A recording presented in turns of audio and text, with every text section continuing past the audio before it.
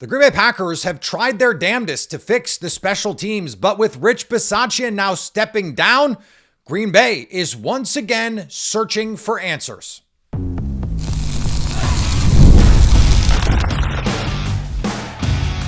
You are Locked On Packers, your daily Green Bay Packers podcast. Part of the Locked On Podcast Network, your team every day.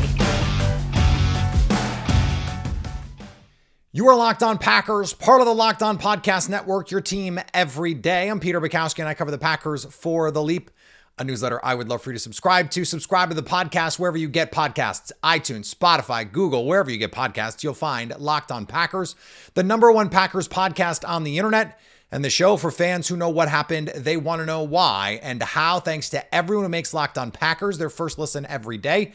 We hope you like starting your day with us as much as we like starting our day with you. Today's episode brought to you by our friends at FanDuel. Use your profit boost on an NBA future and get entered for your chance to win a trip to the NBA Finals. Play your game with FanDuel, the official sports betting partner of the NBA. Rich Bisaccia has stepped down as the special teams coach for the Green Bay Packers. We are going to cover this from every angle. The timing, the effort, what comes next, all of it.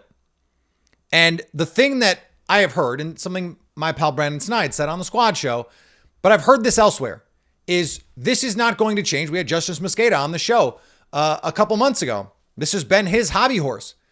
Nothing is going to change until the Packers change institutionally, until they change from the top down. I don't buy this at all. I would like for you to point to the teams in the NFL who quote unquote care more about special teams than the Packers. Rich Bisaccia was the highest paid special teams coach in the NFL. They brought him in to fix the special teams. They have allocated resources from free agent signings, Dallin Leavitt, Keyshawn Nixon. And by the way, the best thing the special teams have done in the Rich Bisaccia era was fall ass backwards into Keyshawn Nixon, the all-pro returner. They didn't even know he could do that when they signed him. It was an accident. We don't have to go chapter and verse through the mistakes that have been made for the Green Bay Packers. But I can tell you, effort, at least the last few years, has not been the culprit. They used a draft pick on Anders Carlson. They were wrong about that. They drafted Tariq Carpenter essentially exclusively to be a special teams player. Someone like Bo Melton is on the team to be a special teams player. Why he can't return punts, I don't know. I don't know why that was never really tried. I don't know why that was never really discussed. I don't know why he's not returning kicks. He is tailor-made to be a special teams maven for you. What the hell? And I know that there are core special teams players around the league. And the thing is, you can name on one hand those guys. The guys that are the Matthew Slaters of the world. Those guys are few and far between. Yes, it took the Packers some time to decide, hey, let's play some starters on special teams. That's the coach's job. That's Rich Bisaccia's job. We don't know what the allocation of resources is from the top down. And I know that it is Justice's point of view that the reason that the Packers didn't have more starters on special teams is because Matt LaFleur didn't allow it. I don't know that to be true. I have no reason to believe that to be true. I do know that not playing your starters is a reason that you had a kick block that cost you a game in Cleveland. The next week, they have another kick blocked that turns into a 2-point return that costs you a game in Dallas. And guess what? As soon as that happens, you're all of a sudden, guys like Elton Jenkins are out on the field goal team. But I look at this special teams group. I don't see a team that has any idea what it's doing. What is the plan? What is the kickoff plan? Can you tell me? When do they want to kick it deep? When do they want to kick it in the landing area? When do they want to kick a touchback? What is there a plan? Do they know the rules? Genuinely, do they know the new kickoff rules? Does it affect the way that they make decisions on when to kick it and when not to kick it? Do they make decisions based on time, score, field position? It sure doesn't seem like it. That is a coaching problem. And I know that for a lot of you, I don't need to make the case that Rich Bisaccia needed to go. And by the way, I do think ultimately that is what happened. I don't think the Packers wanted him back. I think that this was part of a negotiated, you can step down, we'll wait till the smoke clears, we'll give you your moment, we'll make this not seem like a firing. Now that creates all sorts of other issues for the Packers that we'll talk about. That is a reflection of Matt LaFleur. And if you're Rich Bisaccia, let's just say this is not a firing or a de facto firing. Let's just say. Well, then it is one more way in which Rich Bisaccia has screwed the special teams for the Green Bay Packers, because the hiring processes are finished everywhere else. In fact, one of the Packers special teams assistants already got hired in Cleveland. So even if they wanted to promote internally, the next in line isn't there. Now, they've already done that with Maurice Drayton after they moved on from Sean Menenga. That didn't work either. So I don't know why you would have faith that the Packers would get this right. They've gotten it wrong over and over. And the efforts that they've made, personnel-wise, to get this right, have also failed. But I don't know how much of that is on Brian Gutekunst and how much of that is on the coach. Oren Burks, for example, he was a core special teamer for the Packers. They let him walk. He went on to be a core special teamer on other teams.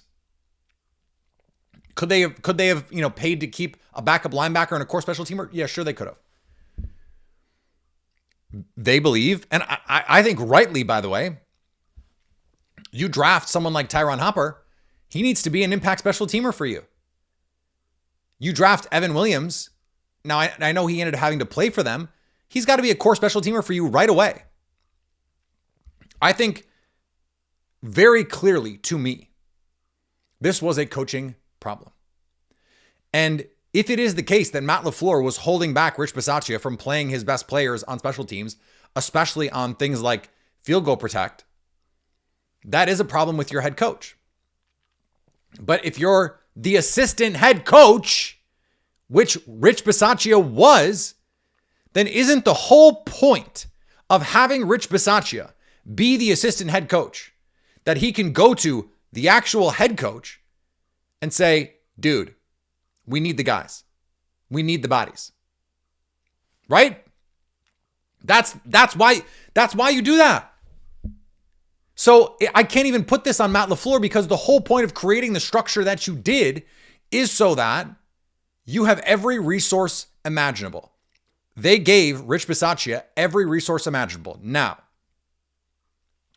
it is the case that the cornerbacks that the Packers want to draft and the receivers that the Packers want to draft do not fit the mold for the normal returner types. That's true. They're not going to draft Allen Rossum. They're not going to draft Desmond Howard. But the most successful returner that they've had over the last 10 years was Micah Hyde, who's 6 foot, 200 pounds. Don't tell me you don't have anyone that can do this. Now, they drafted Jaden Reed. He was given that opportunity. It didn't go great. Some muffed punts, some bad decisions, but that's also coaching. Why are guys taking the ball out of the end zone when they shouldn't? Why are they catching it inside the 5-yard line when they shouldn't? Why are they fair catching with 20 yards in front of them when they shouldn't? That is coaching. Do they even practice? It felt like they don't even practice. I can't blame Rich Bisaccia for Brandon McManus missing field goals. I can blame Rich Bisaccia for Andres Carlson. But I can also blame Rich Bisaccia for handling the kicker position the way that he did. He was the assistant head coach. If you think Brandon McManus is playing hurt, you go to the head coach and you say, hey, I think we need to shut him down. He's clearly not healthy. After miss kick after miss kick. You just can't abide this. And the Packers They paid for it. They paid for it in a big way this season. And special teams, once again, cost them. Let's not forget the punt returns. The return game, again, we hear, oh, well, the punt coverage and the kick coverage has actually improved. That's true. Except in the playoffs, when you had 2 punt returns that set up points for the Bears in the second half when the offense could not do anything. They were able to create some momentum to tighten up the game because of returns. By the way, Devin Duvernay, also the kind of receiver that the Packers would draft.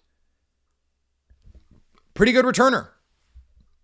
Don't tell me you can't find good returners because of the body type that the Packers draft. It's excuses. It's nonsense. This needed to happen. The problem is the timing has really shrunk the talent pool. We'll talk about that next on Locked On Packers. Tax season doesn't have to take over your life. This year, TurboTax is making it easier than ever to just hand things off and move on with your day. With TurboTax Full Service, you can have your taxes done for you by a trusted local expert start to finish, without the stress, without the guesswork. Instead of spending hours trying to figure out forms, you can meet with a local TurboTax expert or connect online. They handle everything from W-2s to self-employed forms and work to get you every deduction. You can upload your documents and go about your day. Get updates right in the TurboTax app. For a limited time, you can have your taxes done by a TurboTax expert for just $150 all in if a TurboTax expert didn't file for you last year. Just file by February 28th. Take taxes off your plate and get back to your life. Visit TurboTax.com/local to book your appointment today. Almost a third of the league changed head coaches. And they had to hire special teams coaches as a result. And that means the Packers missed the boat on the best guys that were out there. That's a problem for the Packers because the candidate pool has now constricted considerably. They're now looking at assistant head coaches, or if you want to try and poach an existing head coach or existing special teams coordinator, you have to convince someone to let their special teams coordinator go and or promote them to assistant head coach. You have to bring someone in immediately that you trust to be that level of coach for you. And I look around and I go, who is that guy?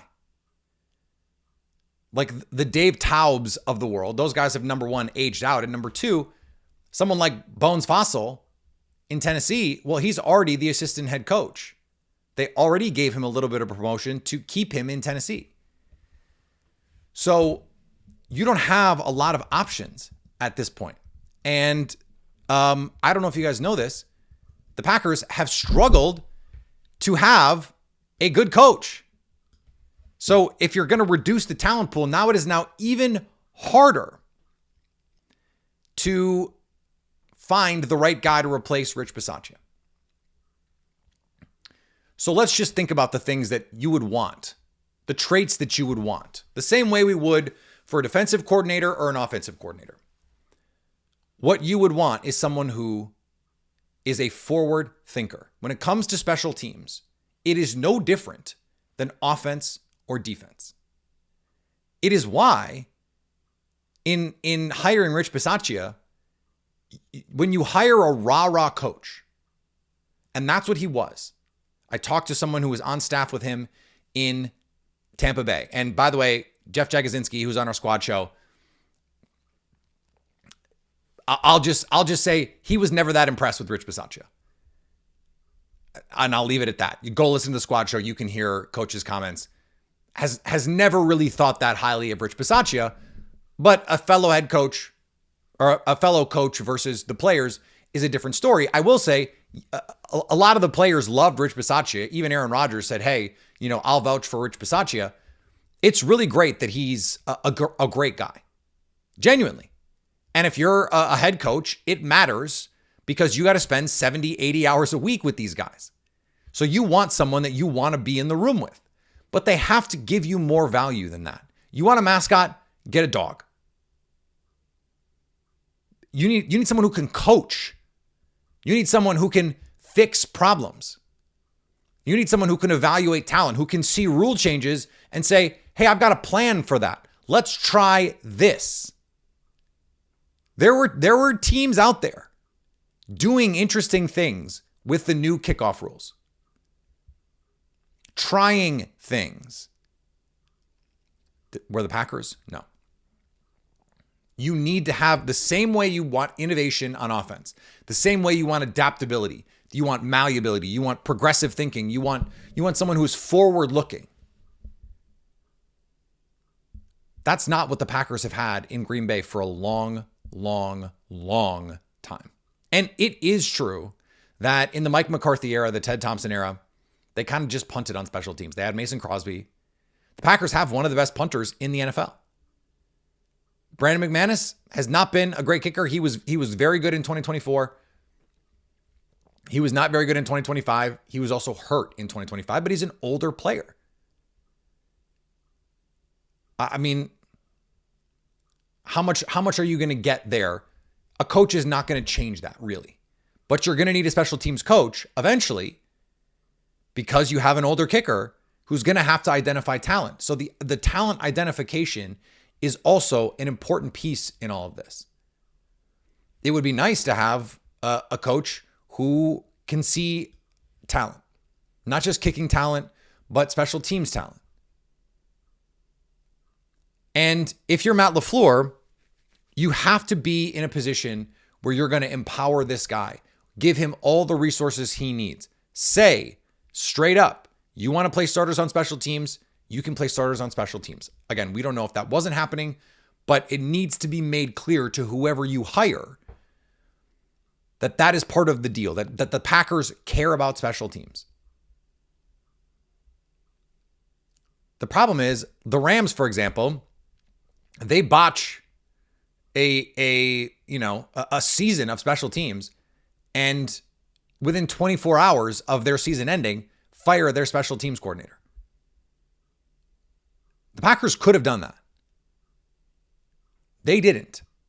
And so that does lay at the feet of Matt LaFleur. Like the timing of all of this, I understand Rich Bisaccia may have decided of his own free will, he's going to step down. But the Packers needed to have done this a month ago. Their season ended a month ago. All the good coaches that were out there, the true blue special teams coordinators, they've been hired. Like you go through the fired staffs. Okay, Dolphins, they need a new staff. Ravens, Steelers, they've been picked over. Those guys have new jobs now. Green Bay might have to go to the college ranks. They might have to pick an assistant who has only ever been an assistant special teams coordinator. You're now going to be relying on someone in a win now window that may not have the experience that you would hope for. In a perfect world, you get someone who is both forward thinking and experienced. That's the Goldilocks zone. That guy's really hard to find. Now, special teams coordinators are not like offensive and defensive coordinators in that, you got to keep up with league trends in the same sort of way. Just because the offense and defensive trends change so much.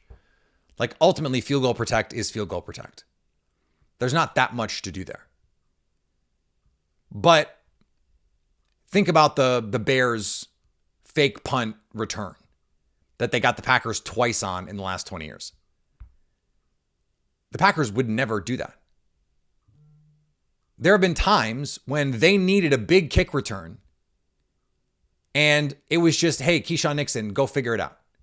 Hey, Josh Jacobs in a playoff game, let's see it. Well, he had a big return and then fumbled the football. Now, that's not all Rich Bisaccia's fault, but the idea that you're going to play desperate like that because you don't trust your regular group, just let Keyshawn Nixon return kicks. Or maybe demand Keyshawn Nixon return kicks. He's your best kick returner. For whatever else he's going to say, he's not a cornerback one. He's not. He's not Green Bay's cornerback one. They don't have one of those. So return kicks. They thought Savion Williams, and there's a long history of this. Packers draft receivers and they get them up. Jordy Nelson return kicks. Randall Cobb return kicks. Like, it's not crazy to think that you could have put, like, if you're not going to play Matthew Golden as a receiver, let him return kicks. They let him return punts. That didn't go great. Remember that lick he took? Not fair catching the ball. Bang! I'm sure his life flashed before his eyes.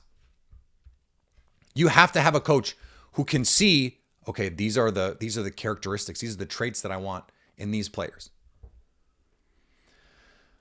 Okay. Are there coaches out there who could make sense for the Packers? I have a couple names. Let's talk about them next.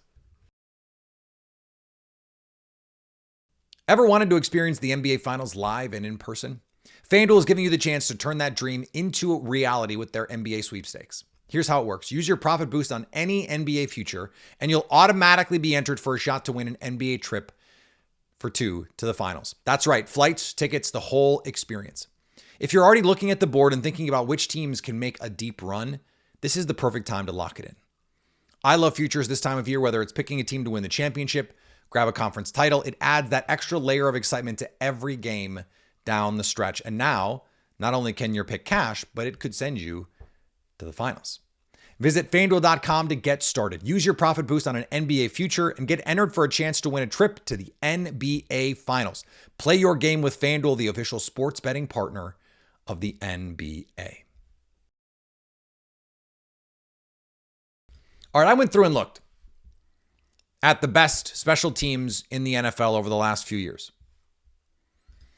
And the name that I landed on as the Packers, that would be near the top of my list, is Devin Fitzsimmons, assistant special teams coach in Seattle. They were arguably the best special teams group in the NFL last year. They were second in DVOA. Fitzsimmons is someone that Mike Macdonald has named specifically. Now, according to Mike Macdonald, they practice special teams first. Whether the Packers do that or not, are they ever going to really do that? A defensive coach prioritizing special teams is not something novel. That is certainly something that we would see around the league. Fitzsimmons is not someone who's got some super long track record of having awesome special teams, but he has coached some very good players, some very good kickers, and was just on one of the best special teams groups in the NFL. You can do worse, generally speaking, poaching a Super Bowl team. He used to be one of the Lions special teams coordinators when that was Matt Prater. He was with Matt Prater again in Arizona. And so he's coached some very good special teams. Another name that I think is interesting in the Rich Bisaccia mold is Kevin O'Day. He is the assistant special teams coach in New York. And he is someone who used to coach Devin Hester. He is a long time coach in the NFL and has coached some of the best special teams group in the NFL. The Jets, for as bad as they were last year, were the best special teams group in the NFL by DVOA. There's a reason Aaron Glenn brought him with him to New York. His coaching pedigree goes back to like the early 90s. Certainly someone that I think would be worth taking a look at. But the young name, the one that I think is particularly interesting along with Fitzsimmons, is Jet Modkins from Detroit. In 2024, they were the number one team in special teams DVOA. They were top 10 last year, despite all the injuries that they were dealing with. And he is a young coach. He's been on that Dan Campbell staff for the last couple of years. He is the kind of guy who, to me, you want a young coach, you want a hungry coach, someone that's going to prove themselves, a forward thinker. Khalif Raymond was an all-pro for him. Jack Fox was an all-pro for him. Jalen Reeves-Maybin was an all-pro for him. So you're talking about multiple specialists, kicker, punter, plus a special teams player, someone who is a part of the coverage units. That's the kind of pedigree I would want, plus a familiarity in the NFC North. The fact that you are potentially hurting an NFC North rival by taking a coach, not a bad bonus there for Green Bay. He would check all the boxes for me. Someone who is young, forward thinking. I think the Lions are one of the more forward thinking teams when it comes to just institutionally. Now in the front office, they make some questionable decisions on, drafting and positional value and those sorts of things. Now they were right about Jahmyr Gibbs. He's awesome. They were right about Jack Campbell. He's awesome. I think they were less right about the receiver that they drafted, whose name is, of course, escaping me at the moment. Isaac Tesla. I don't know why I forgot that one. It's a great name. But the traits that we just talked about, to me, he fits the profile. Now, he might go in the interview room and bomb it. Certainly a possibility. You'd love to have a coach that can be your special teams coach and either be so good he gets a head coaching job after a couple of years, or is just your special teams coach for a long time because he's a really good coach. I don't know that that's what he is. I can't just do it based on the fact that he's got a great name, by the way. Absolute terrific name. Jet. Come on now. Jet with 2 T's. Let's go.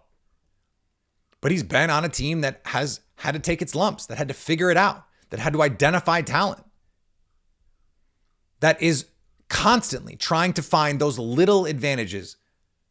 And a very good special teams, despite the fact that in 2024, number one in DVOA on special teams, despite the fact that they didn't have to kick that many field goals. They went for it a bunch on 4th down. They didn't have to punt that many times. They went for it a bunch on 4th down. You want a coach like that who can say, hey, yeah, look, Brandon McManus can make this, but I think we should go for it. Who's not always going to be like punt, punt, punt. Some special teams coaches are always like, yes, punt, yes, kick. We got it, kick. Would someone from the Lions organization feel that way? So to me, you either raid from the Super Bowl champs who just had the best special teams group in the NFL, or you raid from one of the more forward-thinking organizations in the NFL that have had great special teams over the last couple of years. Like, I like the idea of O'Day, like someone who's very experienced, but you may only get a year or two out of him, and then you're in the same place that you were when you started, 65 years old already. Of course, a lot of experience, but also mostly in his career, an assistant special teams coach. Now, some of those guys are just better off as assistants. Some, they're offensive line coaches that are career offensive line coaches. I know, by the way, that people are going, hey, Rich Bisaccia, assistant head coach, Jeff Stoutland, could you bring him in to be your run game coordinator and assistant head coach? You could. And then this would be the perfect way to add. If the Packers did that, if they brought in someone like Jeff Stoutland, saved him from the purgatory that is Philadelphia right now, that might be hell, frankly. AJ Brown might tell you it's hell. You move on from Rich Bisaccia, you bring in a young special teams coach like Jet Modkins. Wouldn't that already be a home run offseason? You replace Jeff Hafley with a coach who has had elite success as a defensive coordinator. You bring in a pass game coordinator who has made chicken salad out of chicken you-know-what in Buffalo with some of the personnel that they had. You move on from Rich Bisaccia, however that went down, and then you add a young coach with some upside and some pedigree, plus the best offensive line coach in the NFL. Before free agency and the draft even happens, you've had, in my opinion, a home run offseason. You've done the best you could do given the circumstances. Now, you also have to be careful what you wish for. Because the Packers, like a lot of teams, it's not just 10 teams that fired their head coaches. 10 teams fired their head coaches and multiple teams fired their special teams coaches. There is a lot of turnover in this job. It is a thankless job. So you might not get a better coach. I know that if you're a Packer fan, you're sitting there going, well, it can't be worse. Oh, yeah. It sure can. Ask Viking fans. JJ McCarthy, it can't get worse. Well, then it got worse. And it got worse in a hurry. So I'm not saying don't be optimistic, don't be happy, but be careful what you wish for. All right, back tomorrow. More here on Locked On Packers as we move toward the Combine. That's next week. Digging into some of the positions that are strong there. Day 2, a corner is a big one. So I want to get into the Packers' current positions, some places where they're going to need to improve, and some names to watch as we get to the combine and all of the good stuff that comes from that. Subscribe to the podcast wherever you get podcasts. Thanks for tuning in, of course, each and every day. For those of you that are everydayers, the Everydayer Club is built for you. Locked On Packers ad-free, plus you get to be in the group chat for all of these breaking news, all that good stuff. Head to lockedonpackers.supercast.com to join. For those of you on video, we send you to the first ever 24/7 national NFL YouTube channel on audio. Make your second listen Locked On NFL Draft. Make it the Locked On Packers Squad Show. We had a great time last night, so you can always stay Locked On Packers.